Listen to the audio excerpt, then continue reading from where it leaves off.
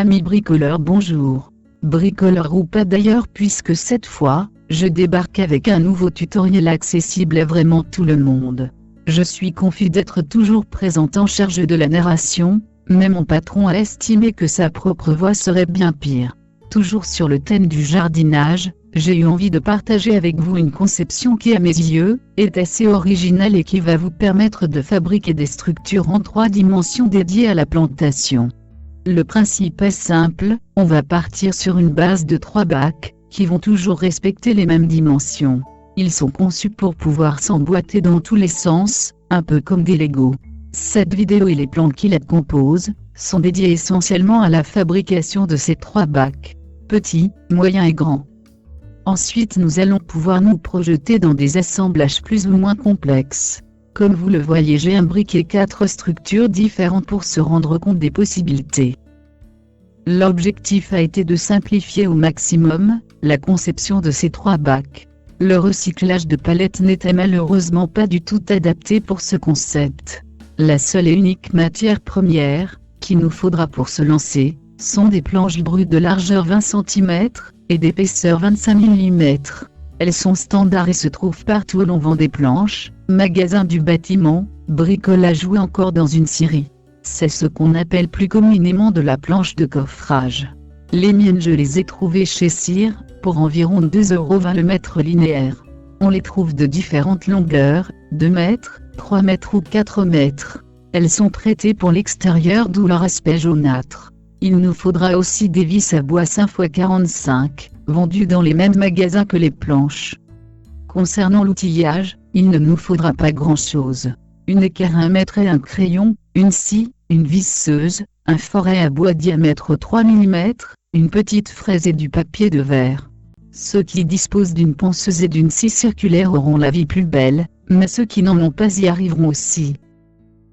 Voici un premier plan de débit qui regroupe toutes les cotes, mais nous allons revenir en détail sur chaque pièce.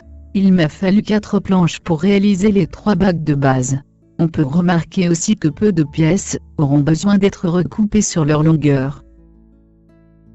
Tracez, on coupe une pièce après l'autre. Plus vous serez précis dans votre traçage et vos coupes, et plus le résultat final sera satisfaisant.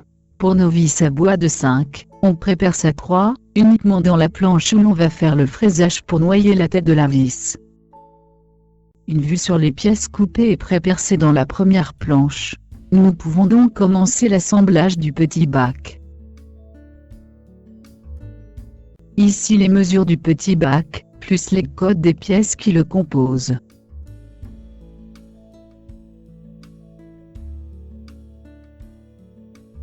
Une petite animation qui nous permet de comprendre comment il est assemblé. Vraiment rien de compliqué.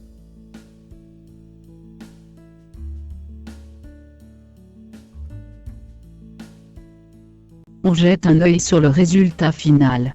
Ça se monte facilement, et il n'y a pas de mauvaise surprise. On enchaîne avec le bac moyen, pareil, toutes les cotes y sont et doivent être respectées.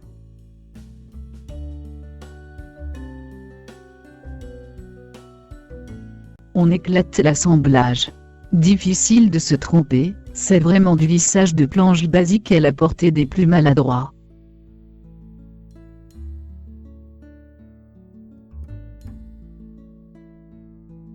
Pièce terminée. Petit coup de papier de verre sur les arêtes vives. Le grand bac. Il y a un peu plus de longueur de planche et du coup plus de surface de plantation. Rien à rajouter de plus, donc je vous épargne ma voix de crécelle le temps d'un instant.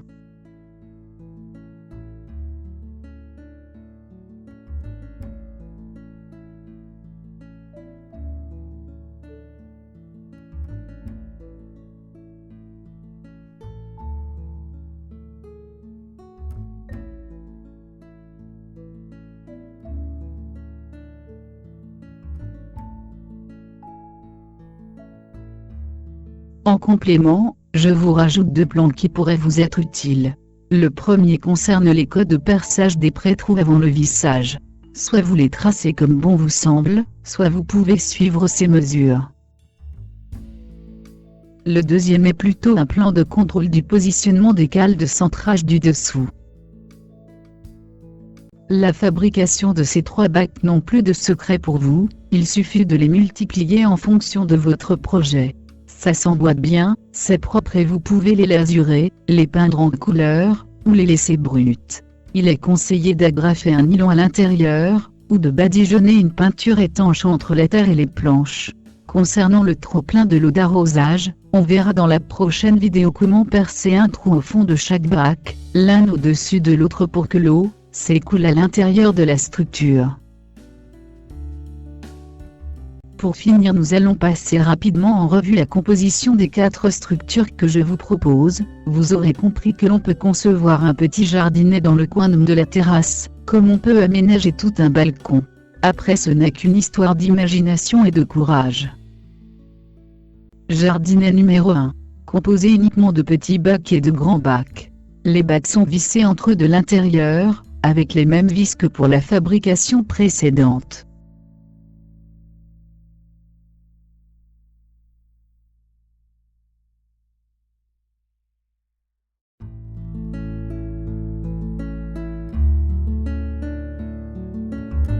Jardinet numéro 2. Composé de grands bacs et de bacs moyens. Les roulettes sont une option intéressante pour le déplacer à guise sur la terrasse.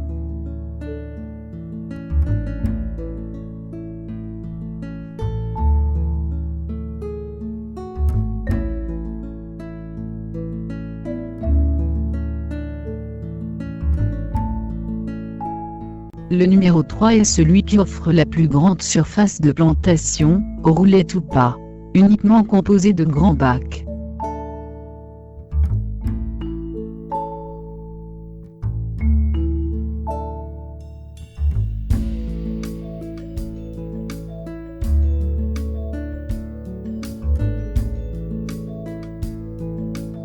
Le 4 pourrait être placé contre un mur, simple mais efficace.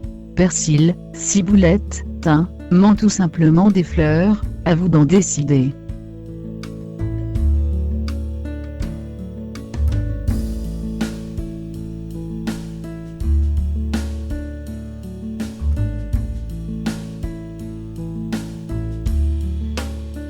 Voilà, j'espère avoir été assez clair et précis, pour que vous puissiez mener à bien ce petit bricolage de dimanche matin, si le cœur vous en dit.